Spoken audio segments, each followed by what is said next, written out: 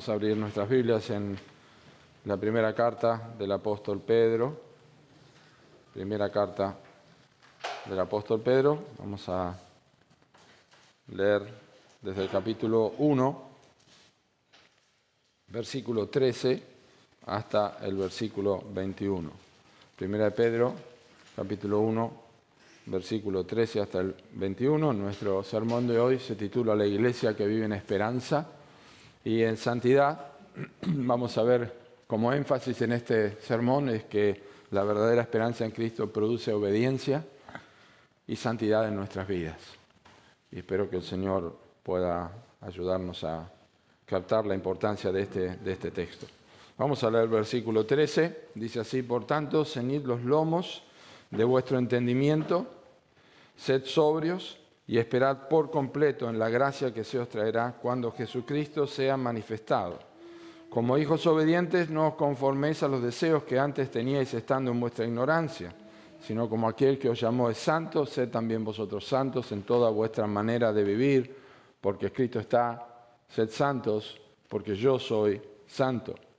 Y si invocáis por Padre aquel que sin acepción juzga, sin acepción de personas juzga según la obra de cada uno, conducíos en temor todo el tiempo de vuestra peregrinación, sabiendo que fuisteis rescatados de vuestra vana manera de vivir, la cual recibiste de vuestros padres, no con oro, no con cosas corruptibles como oro o plata, sino con la sangre preciosa de Cristo, como de un cordero sin mancha y sin contaminación, ya destinado desde antes de la fundación del mundo, pero manifestado en los postreros tiempos por amor de vosotros, y mediante el cual creéis en Dios, quien resucitó de los muertos y le ha dado gloria, para que vuestra fe y esperanza sean en Dios. El Señor bendiga su palabra y que podamos aprovechar bien el tiempo hoy.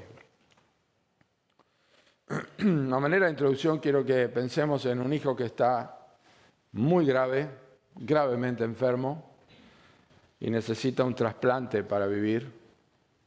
Su padre es el único donante compatible. Esto es algo que muy a menudo nosotros vemos. Y por supuesto el padre, sin dudarlo, decide entregar uno de sus órganos vitales, un riñón o parte de su hígado, lo que sea necesario, un órgano vital, para salvarle la vida a su hijo. Es una operación riesgosa, es una operación costosa en todos los sentidos: física, emocional y económicamente. Pero por supuesto ese padre lo hace por amor. Después de la cirugía, el hijo queda completamente sano. Tiene una nueva oportunidad de vivir. Ahora los médicos, los familiares y todos le dicen lo mismo a este hijo. Le dicen: cuida tu cuerpo. No tomes decisiones que dañen tu salud. No fue cualquier cosa la que se hizo por vos. Fue el cuerpo y la vida de tu padre lo que te salvó. El hijo, al entender lo que le costó su nueva vida, no vive más como antes vivía. No porque tenga miedo de que su padre se enoje, por supuesto, sino porque ama y honra, ¿qué cosa? El sacrificio que hizo su papá. Cada vez que respira, lo hace gracias, y sabe que lo hace gracias a un acto de amor que le costó a su padre algo irreemplazable. ¿Qué tiene que ver esto con el pasaje que leímos? Mucho tiene que ver. Nuestra vida en Cristo no fue comprada con cosas triviales, no fue comprada con materiales simples, sino con algo de infinitamente mucho más valor, que es la sangre del Señor Jesucristo, el Hijo de Dios. Y el apóstol Pablo dice: fuisteis rescatados no con cosas corruptibles como oro o plata, sino con la sangre preciosa de Cristo, como de un cordero sin mancha y sin contaminación. De manera que vivir en santidad, como vamos a ver este pasaje, vamos a verlo en su contexto, no se trata del legalismo, que tengo que hacerlo porque tengo que hacerlo. No se trata de legalismo. Es una cuestión de gratitud, de pertenencia. Es vivir de una manera que diga, yo sé lo que costó mi redención. No fue algo barato. No fue algo trivial. Fue la vida del Hijo de Dios. Por eso quiero honrarlo en cada decisión que tomo. Y eso es lo que el apóstol Pedro está tratando de enseñarles. Pero vamos a ver por qué les dice esto en este tono, o en estas palabras, o en estas ideas que tenemos aquí en los versículos que hemos leído, desde el versículo 13 hasta el versículo 21. Vamos a compartir 4 cosas en esta mañana. Vamos a ver una forma de pensar que debemos tener, vamos a ver un mandato para obedecer, una manera de vivir y finalmente una razón redentora para todo esto. Así que me acompañan. En primer lugar tenemos una forma de pensar. Observen el versículo 13, dice, por tanto, ceñid los lomos de vuestro entendimiento, sed sobrios y esperad por completo en la gracia que se os traerá cuando Jesucristo sea manifestado. Bien, no es fácil pensar cuando uno está en problemas. No es fácil pensar cuando uno está atribulado, cuando está bajo mucha presión o cuando está con algún tipo de sufrimiento. Todos hemos experimentado eso. No es fácil tomar decisiones y pensar y decimos, déjame que tengo que pensar en este momento, ¿no? En una situación apremiante, inmediata, o en una situación que lleva muchos meses. No es fácil pensar. Bueno, los cristianos, receptores de la carta de Pedro, de la primera y la segunda carta de Pedro, estaban padeciendo persecución, estaban sufriendo. Ustedes observen que el versículo 1 del capítulo 1 dice que ellos estaban expatriados. A quien Pedro le escribió eran los expatriados de la dispersión en el Ponto, Galacia, Capadocia, Asia y Bitinia. Lo ven con un mapa en sus Biblias, por toda la extensión en esa zona. Los creyentes estaban esparcidos por causa de la tribulación que ellos estaban sufriendo por causa del Señor Jesucristo. De hecho, estos receptores que estaban sufriendo, Pedro es el único que en las epístolas, en sus 2 epístolas, habla de la multiplicación de la gracia y la paz. Ningún otro hace esto. Pablo no lo hace, Juan no lo hace. Pedro es el único que habla de multiplicar la gracia y la paz para con ellos. Y nosotros sabemos que Dios es inmutable. Dios no cambia. Dios no tiene más o menos gracia. Sin embargo, Pedro está pidiendo de esta manera, está enfatizando, yo sé que están sufriendo, yo sé que están atravesando problemas y que la gracia y la paz de Dios se multipliquen en sus vidas en este momento en que están sufriendo. Bien, dicho esto, quiero que observemos en versículo 13, porque tenemos un imperativo. Si no saben lo que es un imperativo, les recuerdo. Un imperativo es distinto a un indicativo. Les arruiné, ahora dice peor, ¿no? Bueno, los indicativos señalan algo. Los imperativos dan una orden. Los indicativos indican algo. Y los imperativos dan una orden. Por ejemplo, en el Evangelio de Marcos tenemos el tiempo se ha acercado, el reino de Dios se ha acercado, el tiempo ha cumplido, el reino de Dios se ha acercado, arrepentidos y creen en el Evangelio. Los indicativos son el tiempo se ha acercado, el reino de Dios el tiempo se ha cumplido, el reino se ha acercado. Y el mandato es arrepentidos y creen en el Evangelio. Es un indicativo, es como un cartel de una salida que nos dice a dónde tenemos que ir. Bueno, los indicativos indican algo y los imperativos son órdenes. Bien, aquí en 1 Pedro, la primera orden aparece en versículo 13. Ceñid los lomos de vuestro entendimiento. No es una frase que nosotros usamos, así que yo les voy a dar otra versión de la Biblia de las Américas que dice preparen su entendimiento. Y les voy a explicar qué significa ceñir y por qué hablamos de preparar el entendimiento. ¿Cómo preparamos el entendimiento? ¿Cómo está tomado una ilustración de la vestimenta? Cuando alguien tenía que correr, en tiempos antiguos, cuando usaban su ropa, su vestido, tomaban el vestido, lo juntaban aquí adelante, se lo pasaban por las piernas, lo levantaban, lo abrían de vuelta, se lo pasaban para adelante y se lo apretaban, se lo ceñían. Entonces quedaba como un pantalón corto, lo que era un vestido quedaba para un pantalón corto y eso les permitía correr o tenían que hacer algo más rápido, entonces se ceñían. Es decir, ser livianos y permitir tener la acción que debían hacer, hacerlo mucho más fácil, mucho más veloz. Preparen su entendimiento. Prepárense como uno se prepara para correr. Claramente hay una preparación que Pedro está diciendo que deben hacerse, pero no nos ha dicho por qué. Cíñanse, preparen su entendimiento, sean sobrios. Hay tres cosas aquí. Sean sobrios y esperen. Pero no nos ha dicho por qué, Pedro. Pero el versículo 13, observen, tenemos allí el primer mandato, observen que el versículo 13, ¿cómo comienza?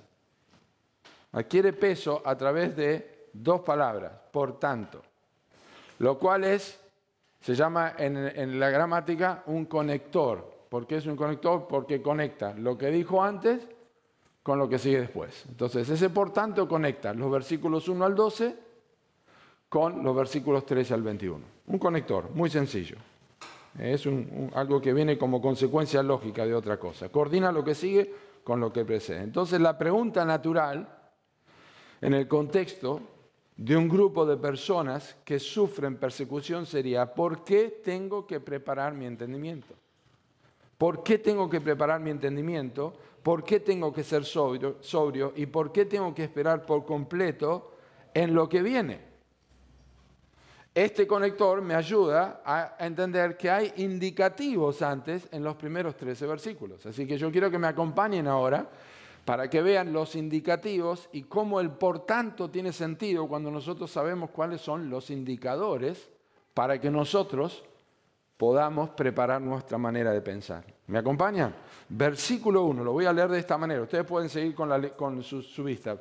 Los indicativos les ayudan a entender a ellos. Los indicativos les ayudan a entender y a nosotros, a los que estaban perseguidos. ¿Cuáles son? Versículo 1, ya que Dios los ha escogido. Versículo 3, ya que Dios los ha hecho nacer de nuevo una esperanza viva. Versículo 4, ya que Dios guarda para ustedes una herencia incorruptible, incontaminada e inmarcesible, que no se marchita. Versículo 5, ya que Dios los protege mediante la fe para que no pierdan esa herencia. Versículos 6 y 7, ya que Dios está refinando su fe como el oro en el fuego para que resulte en alabanza, gloria y honra. Versículo 8, ya que aman a Cristo, confían en Él y se gozan con un gozo indescriptible y glorioso. Versículos 10 y 12, ya que los profetas y los ángeles anhelan contemplar todo lo que la gracia de Dios está obrando en sus vidas. ¿Qué viene entonces? Por tanto, preparen su entendimiento. ¿Se entiende? Hay indicativos para que nosotros hagamos algo. Y esto es muy importante. ¿Por qué? Escuchen con atención. Porque las frecuentes derrotas de los creyentes en su vida espiritual no tienen tanto que ver con que no entiendan los mandatos, sino que no entienden los indicativos. No obedecemos porque no entendemos los indicativos. No entendemos por qué tenemos que obedecer. ¿Es claro? ¿Por qué voy a ceñir los lomos de mi entendimiento? ¿Por qué voy a preparar mi mente? Y Pedro dice, mira, ¿querés que te dé 12 razones para esto? Yo te las doy. Las frecuentes derrotas de los cristianos no se deben a que no entienden los mandatos, sino a que no entienden las indicaciones de por qué hay mandatos. Hay tres cosas que pide el texto del versículo 13. Pensar, ser sobrio y esperar. Pensar, ser sobrio y esperar. Entonces, ¿cuál es la forma de pensar y por qué tenemos que prepararnos para pensar? Dicho de otra manera, ¿con qué ajustamos el entendimiento? ¿Con qué preparamos el entendimiento? ¿Se acuerdan que ceñirse era ajustarse la ropa? ¿Con qué ajustamos nuestro entendimiento debido a todo lo que nosotros sabemos? Y la respuesta es muy clara, la palabra de Dios. Con la Biblia nosotros ajustamos nuestra manera de pensar. La Biblia es la que renueva nuestra mente. La Biblia, y a través de la Biblia y de toda la Escritura, nosotros aprendemos a pensar bíblicamente. Por eso es que nosotros no leemos solo los Salmos. Nosotros leemos toda la Biblia. Y cuando yo leo la Escritura, yo leo los libros históricos, como yo estoy leyendo ahora, primero de Samuel, en mi casa, y estoy viendo, por ejemplo, que Saúl está bajo un árbol. Mientras Jonatán está peleando, Saúl está bajo un árbol y está acompañado del hermano de Icabod, que sin gloria murió cuando el arca fue tomada por los filisteos. Este rey que está por perecer está al lado del hermano de un hombre sin gloria, y me pregunto yo si esto no tiene que ver con la vida de un hombre derrotado, y empiezo a pensar en mi vida, y mi vida puede ser de la misma forma si yo desobedezco a Dios, estoy sin gloria, estoy descuidado. Es decir, a través de la Escritura yo aprendo a pensar por qué Jonatán hizo lo que hizo, por qué Saúl estaba como estaba, y así voy a través de la Escritura. Pienso bíblicamente, me renuevo, modelo mi manera de pensar con la Biblia. Eso es lo que está diciendo el apóstol Pedro a estas personas que están siendo perseguidas, que los anima con indicativos antes de decirles que tienen que pensar cuidadosamente porque hay problemas como cristianos que están padeciendo. Tienen que pensar bíblicamente. Nosotros debemos ajustar nuestra manera de pensar con la Escritura. Eso tiene que ver con nuestra forma de ver la iglesia, tiene que ver con la forma de criar nuestros hijos, tiene que ver con nuestra vida matrimonial, tiene que ver con nuestra vida laboral, tiene que ver con nuestra vida económica, tiene que ver cómo cuidamos nuestra salud, tiene que ver con tantas áreas de la vida. Necesitamos la Escritura y tenemos que ajustar nuestra mente. No tenemos que dejarla rebotando, tenemos que ajustarla, tenemos que estar cómodos, tenemos que caminar con la Escritura. ¿Qué decisiones voy a tomar en mi trabajo de acuerdo a la palabra de Dios? ¿Qué decisiones voy a tomar en mi hogar de acuerdo a la palabra de Dios? ¿Qué decisiones voy a tomar con mi tiempo libre? ¿Qué decisiones voy a tomar con mi dinero? Tengo que ajustar lo que dice la Biblia acerca de esto. Necesito leer la Escritura. Queda claro el punto. Ellos están sufriendo. Cuidado, les dice Pedro. Primero, tengan claro su forma de pensar. ¿Y por qué lo tenemos que hacer? Ya les dije por qué tenemos que hacerlo. Miren, son más de 12 cosas que les he mencionado. En segundo lugar, el segundo mandato está aquí inmediatamente. Primero, ajusten su forma de pensar. Segundo, sean sobrios. Bueno, ¿qué significa ser sobrio? ¿Qué entendemos que significa ser sobrio? No estar ebrio. No estar borracho, eso significa ser sobrio. ¿Qué pasa cuando alguien está ebrio? No tiene control, es decir, está controlado por el alcohol.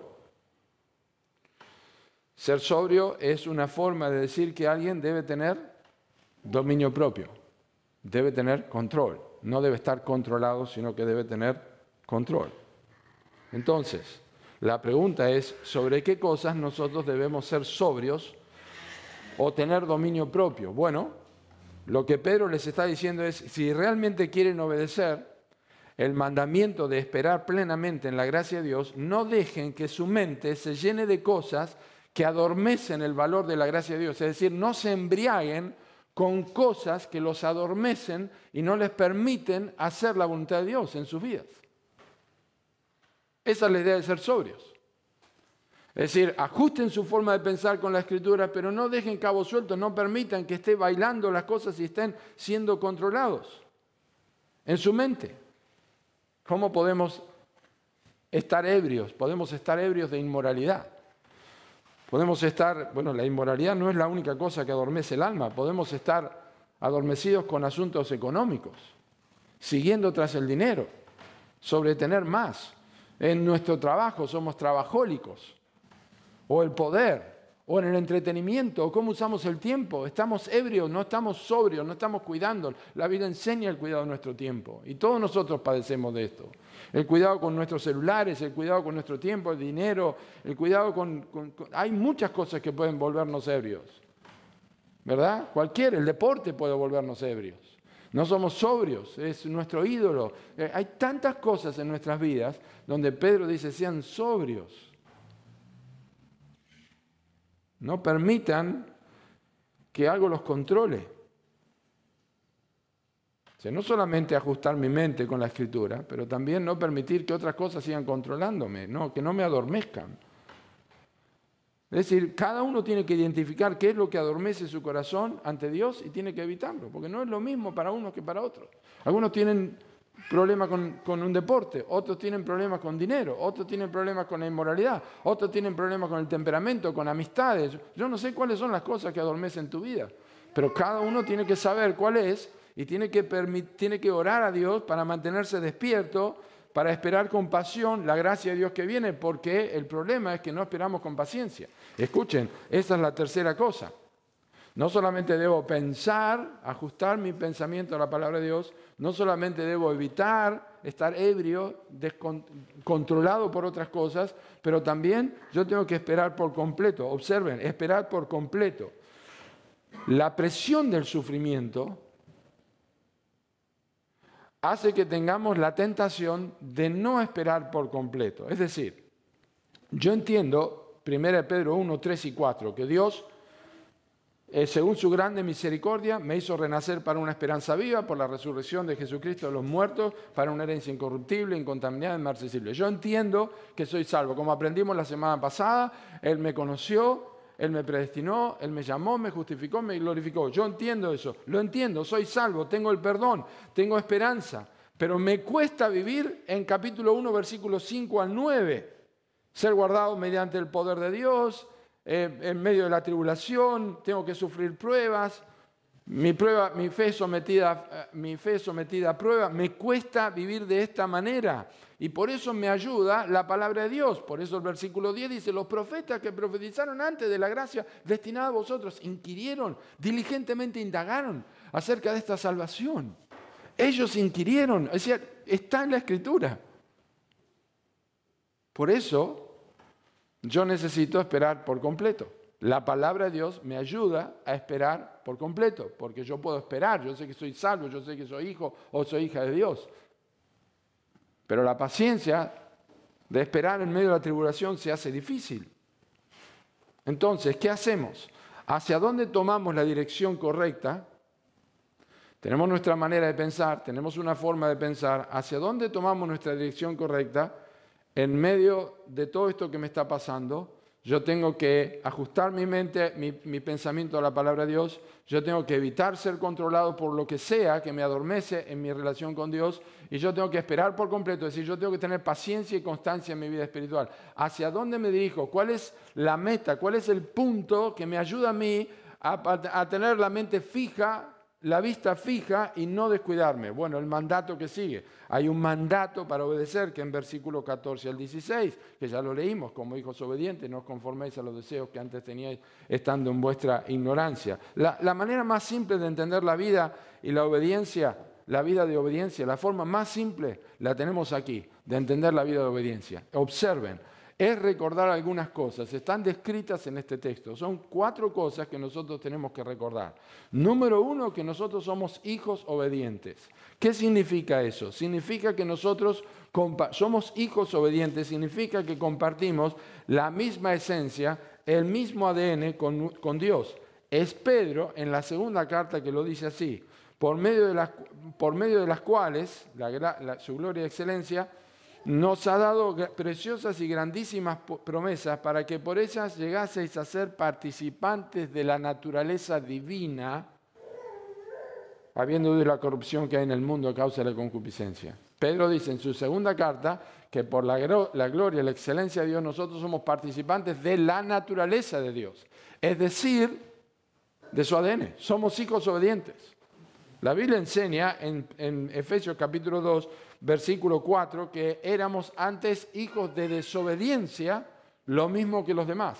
Ahora somos hijos obedientes. Eso significa, lo primero, que me ayuda a obedecer el mandato y a fijar mi atención y a tener mi esperanza fija y caminar como Dios quiere, es que yo soy hijo de Dios.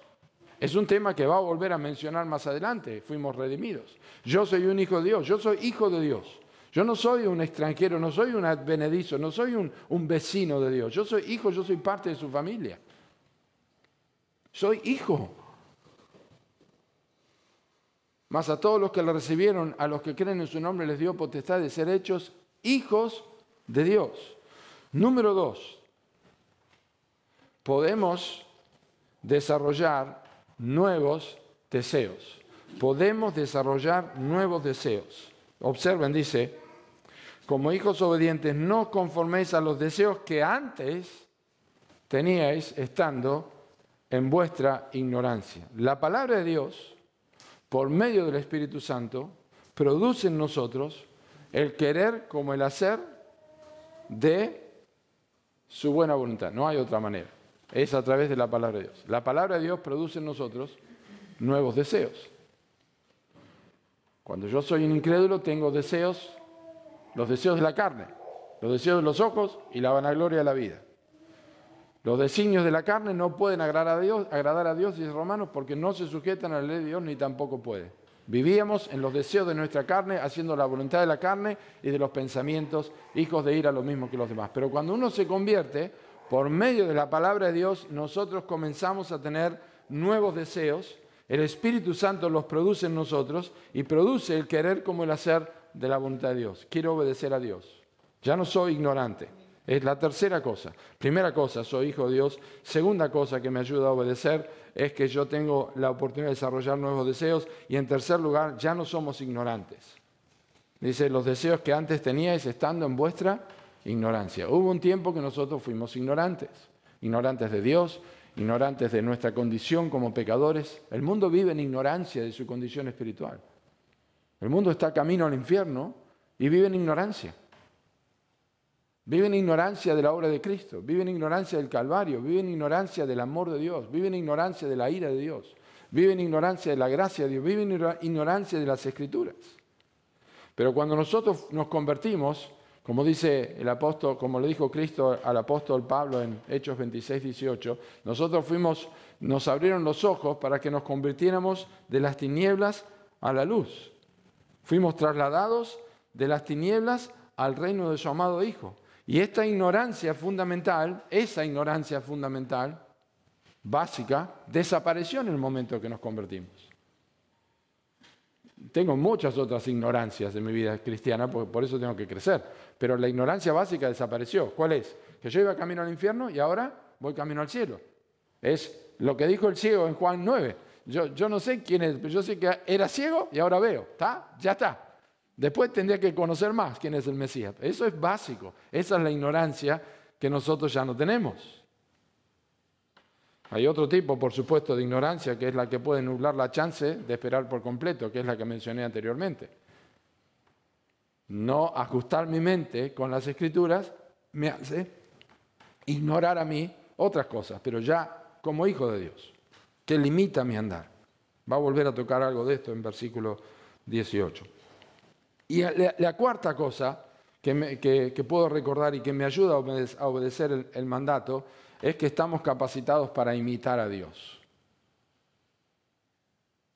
¿Qué tenemos que hacer para imitar a Dios? Tenemos que ver cómo es Dios. ¿Qué dice el texto? Sino como aquel que os llamó es santo. Fuimos llamados, ya lo vimos el domingo pasado, fuimos llamados por alguien santo. ¿Qué significa que Dios es santo? A veces cantamos esto, lo cantamos hoy, lo cantamos en coro, lo cantamos en himno, mencionamos santo. ¿Y qué es santo? ¿Qué significa santo? Bueno, sí, algo santo significa que es apartado. Pero básicamente, ¿qué significa cuando dice la Biblia que Dios es santo? Significa que Dios es distinto y único. Por ejemplo, nosotros tenemos un error, cometemos un error básico, muy común, que el mundo lo comete, por supuesto no tiene ignorancia de Dios, pero nosotros hablamos de Dios, ¿y qué es lo contrario a Dios?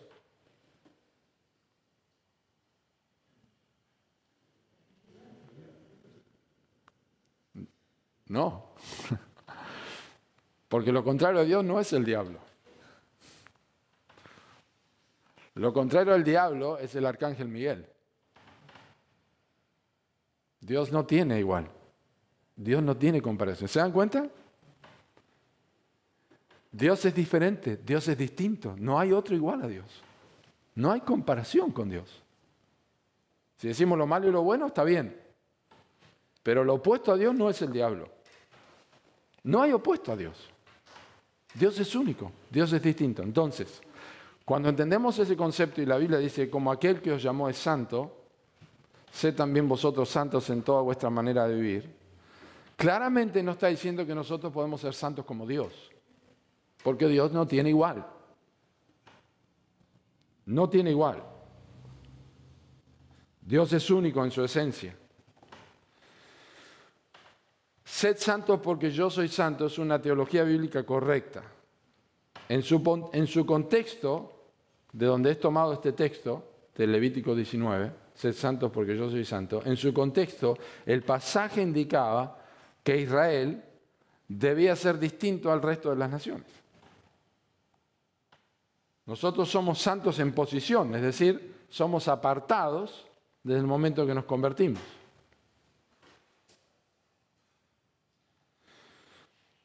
Pero debemos ser santos en práctica, y eso es lo que está diciendo Pedro acá. Eso se llama santificación, que es más parecidos a Dios, menos parecidos al pecado y al mundo. Eso es santificación, y eso dura toda la vida. Y el modelo de la vida de santificación es la persona del Señor Jesucristo.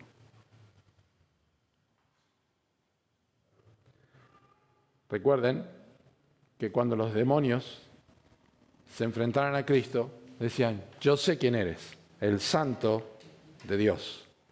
Queremos ser como Cristo, apuntamos a ser como Cristo. Queremos ser modelados, moldeados a la imagen de Cristo Jesús. Y Dios usa todo en nuestra vida, su palabra principalmente, pero también en nuestra vida muchas otras cosas para que a través de ellas, por medio de las Escrituras, nosotros podamos vivir en santidad. Y eso debe afectar, dice el texto, toda nuestra manera de vivir. No solamente tenemos no solamente tenemos una forma de pensar o una manera de pensar, que es a través de las Escrituras, pero también tenemos un mandato para obedecer, y el mandato para obedecer debe afectar toda mi manera de vivir, toda vuestra manera de vivir. ¿Se entiende? ¿Cómo lo sabemos? ¿Cómo nos informamos? Por la Biblia. La santificación está ligada inseparablemente a la vida de obediencia. Si yo quiero obedecer a Dios y yo obedezco a Dios, ¿cómo obedezco a Dios? Obedezco a Dios haciendo lo que Él quiere que yo haga. ¿Cómo sé lo que quiere Dios que yo haga? A través de la Biblia. Cuando yo obedezco a Dios es el proceso de santificación.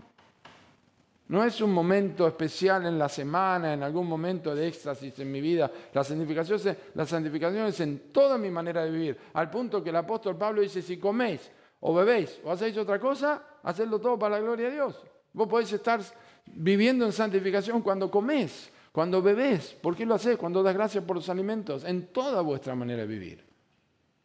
Lo que miramos, lo que leemos, lo que vemos, el tiempo, todo lo que he compartido. Entonces, nosotros tenemos un mandato para obedecer, porque somos hijos obedientes, porque podemos desarrollar nuevos deseos, porque ya no somos ignorantes, porque estamos capacitados para imitar a Dios en santidad. Y en versículo 17 el apóstol Pedro dice que también tenemos una manera de vivir, un mandato a obedecer, una forma de pensar, un mandato a obedecer, una manera de vivir. Versículo 17. Y si invocáis por Padre a aquel que sin acepción de personas juzga según la obra de cada uno, conducíos en temor todo el tiempo de vuestra peregrinación. Aparte de que Dios manda a ser santos porque Él es santo, esta es la segunda razón para hacerlo. Una razón que tiene, observen, una lógica que no se puede refutar. No se puede refutar. Dice, si invocáis por Padre a quien juzga sin hacer acepción de personas. Esta es la razón y la lógica más clara. Si yo invoco a Dios por Padre, es porque yo digo que soy hijo del Padre. Así que Pedro está diciendo, si ustedes dicen que Dios es su Padre, no pueden escapar a la realidad de cómo tienen que vivir. Es lógico. Especialmente Dios juzga según la obra de cada uno. Si vos decís que Dios es tu Padre, tenés que pensar que Dios te va a juzgar como Padre. Es irrefutable. Y esa lógica de que Dios me va a juzgar me hace vivir de manera bíblica y por las razones correctas. Es decir, vivir en temor reverente. El texto lo dice.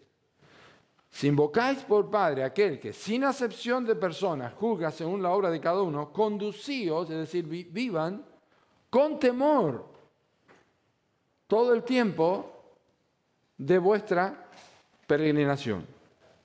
Quiero parafrasear al pastor Piper, que dice así: el temor impío ignora el valor del rescate y tiembla ante el juicio de Dios.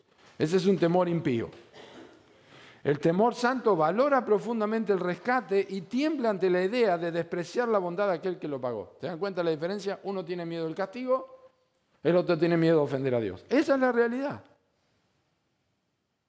Esa es la realidad, porque muchos creyentes no viven una vida de santificación, viven una vida de moralismo.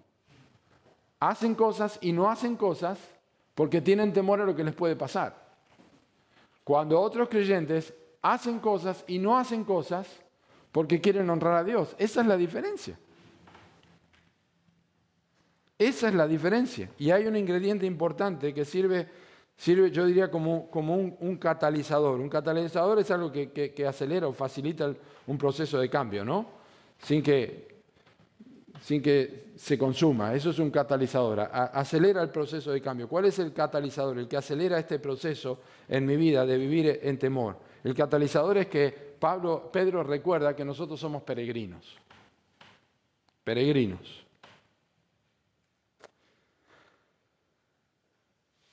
¿Qué significa que es un peregrino? Que no pertenece al lugar, está de paso. Eso es. Y como está de paso, y como no pertenece acá, les dice de vuelta: espera por completo, no te apures, no decaigas en tu ánimo, soportá la tribulación, soportá con paciencia, soportá, esperá por completo, viví diferente, soportá, sé sobrio, refrescá tu entendimiento en la palabra de Dios. Sos un extranjero y sos un peregrino, no perteneces acá, no son del mundo como tampoco yo soy del mundo. No ruego que los quites del mundo, sino que los guardes del mal.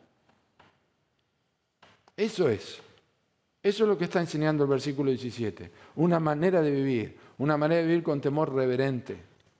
Con un temor reverente. El temor reverente es: no tengo miedo al castigo. Tengo miedo, aunque por supuesto hay castigo. No tengo miedo al castigo, básicamente. Tengo temor de ofender a Dios. No lo hago porque no quiero ofender a Dios. O lo hago porque quiero agradar a Dios. Básicamente.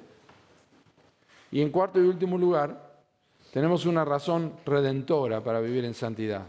Versículos 18 al 21 que ya hemos leído. Y esta es la conexión que hace que todo el tiempo del peregrinaje podamos vivir en santidad y con temor reverente, que es el recuerdo de la redención y su valor supremo. Es el recuerdo del hijo que tiene medio hígado y recuerda el sufrimiento o lo que costó a su papá. Hay una razón para vivir. Para nosotros, esa razón es la cruz. Es el Evangelio. Es porque Pablo dice en Gálatas 2:20: ya no vivo yo, estoy crucificado con Cristo, ya no vivo yo, más vive Cristo en mí. Lo que vivo en la carne lo vivo en la fe del Hijo de Dios. Él me amó, se entregó a sí mismo por mí. Esa es la razón por la que no vivo más para mí.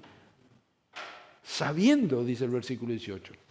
¿Se dan cuenta? Es como el argumento final, es una razón redentora. Todo esto que les digo, sabiendo que ustedes fueron rescatados, no con cosas corruptibles. Esto costó. El autor del Progreso del Peregrino, John Bunyan, dijo: no podés caminar con Cristo y a la vez amar la vida de pecado de la que Él te salvó con su muerte. No se puede. Es irreconciliable. Quien hace tal cosa está mostrando que no entendió el Evangelio. No se puede caminar con Cristo y a la vez amar la vida de pecado de la que Él te salvó con su muerte. Y el tiempo, por supuesto, no da para desarrollar todo esto, versículos 18 al 21, pero al menos podemos ver el peso que tiene esta razón. ¿Cuál es el peso que tiene esta razón? La impecabilidad de Cristo, como de un cordero sin mancha y sin contaminación. La impecabilidad de Cristo, la muerte eficaz, que fue un hecho que fue destinado antes de la fundación del mundo, pero manifestado en un tiempo de la historia por amor a nosotros. Y es el medio por el cual vos y yo hemos creído. Y está garantizado, absolutamente garantizado, porque resucitó de los muertos, lo que dice el texto. A quien le resucitó de los muertos y le ha dado gloria. Le resucitó, está sentado a la diestra de Dios, como vimos el domingo pasado, intercede por nosotros, podemos confiar y esperar en Dios en esta vida pasajera, llena de tribulaciones. Y miren cómo Pedro, con pruebas, Pedro termina igual que al principio hablando de esperanza. Esperad por completo, dice el versículo 13. Y dice al final, vuestra fe y esperanza sean en Dios. Les habló de la esperanza en versículo 3, todo el capítulo 1 está lleno de esperanza. Los creyentes vivimos como vivimos, obedeciendo a Dios, soportando pruebas por completo, continuamente, porque esperamos en Dios. Y los indicativos que están en el capítulo 1, versículos 1 al 12, refrescan mi memoria para que yo ajuste mi manera de pensar, para que yo no permita que otras cosas me controlen, para que yo pueda persistir hasta el final como un peregrino, para que yo sea imitador de Dios, para que yo recuerde que soy un hijo de Dios, para que yo recuerde que mi manera de pensar ha cambiado, para que yo recuerde que ya no soy ignorante, etcétera, etcétera. Pedro está diciendo, vivan de esta forma, vivan en santidad. Iglesia, vive en santidad. No hay razón que justifique una vida que no se orienta a la santidad. Después de leer todo esto, no hay razón que justifique una vida de un cristiano que invoca a Dios como Padre, que no se oriente a la santidad, que no se oriente a una vida de esperanza y a un temor reverente. No hay razón. Por eso es que nosotros no podemos decir a una persona, vos no sos hijo o no sos hija de Dios, cuando vemos algo medio raro, pero tenemos razones para dudar. Hay razones para dudar cuando una persona no vive en temor reverente, no vive ajustando su mente a las Escrituras y no vive de una manera santa. Hay razones para pensar, porque es ilógico si invoca a Dios como Padre. ¿Me explico? Es ilógico que viva de esa forma. No puede vivir de esa manera. Somos extranjeros y peregrinos. Así que yo te invito a que examines tu corazón a la luz de lo que hemos aprendido hoy y pienses si entendés lo que significa el Evangelio en tu vida, lo que Dios ha hecho, lo que significa la santificación, lo que hace falta que tengas en cuenta, lo que recuerdes cómo estás usando la Escritura en tu vida. Necesitas hacer esas cosas y examinar tu corazón si realmente estás viviendo en esperanza y en santidad. Quiero tomar ahora un momento para orar y que el Señor pueda guardar nuestros corazones. Y luego voy a pedir que Javier y Coco pasen aquí adelante y me ayuden a repartir si quieren ir pasando. Pero tomemos un tiempo personal para orar. Yo voy a orar para terminar el sermón, pero quedemos un momento orando en voz baja en nuestros corazones para examinarnos antes de participar. Señor, gracias por tu palabra. Gracias por lo que hemos aprendido. Gracias por poder vivir en santidad, amparados y con los recursos que tenemos, que es tu palabra, nuestra mente, sobriedad, esperar por completo y ser imitadores de Dios, ser santos como tú eres santo, Señor. Gracias te damos por el Señor Jesucristo, por el valor inagotable e incalculable de su muerte. Gracias que tenemos razones para vivir de esta forma, todos esos indicativos de lo que has hecho por nosotros y la confirmación de tu palabra de que esto fue preparado desde antes de la fundación del mundo. Despierta nuestros corazones, te lo pedimos en el nombre de Cristo. Amén.